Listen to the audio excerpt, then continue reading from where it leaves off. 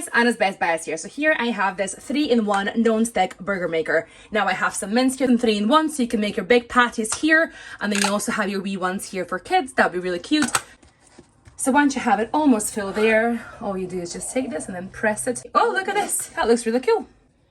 So it should look something just like this. Nice and circly, nice and patted.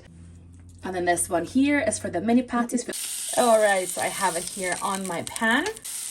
And look at that. I've got perfectly shaped, very nice.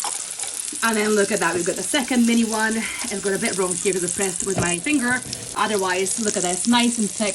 Just exactly how we like our burgers. So just to show you, when you place it on your pan, just pop this one out and then you just slide this one right off. Just like that. Press in the middle, pop, and then this pops out. And then just take this off.